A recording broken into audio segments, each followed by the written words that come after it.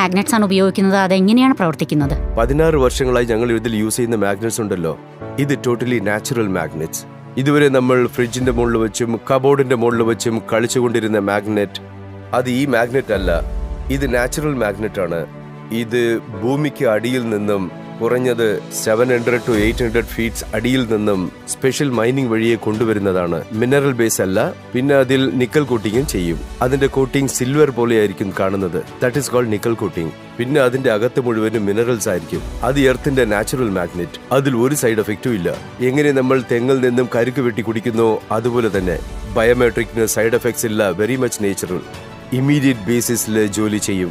Advance ടെക്നോളജിയുടെ nano and biotechnological magnet, അത് നമ്മുടെ ശരീരത്തിൽ within A fraction of seconds influence ചെയ്യാൻ തുടങ്ങും. പിന്നെ നമ്മുടെ ബോഡിയും ഈ മാഗ്നറ്റിന് റെസ്പോണ്ട് ചെയ്യാൻ തുടങ്ങും.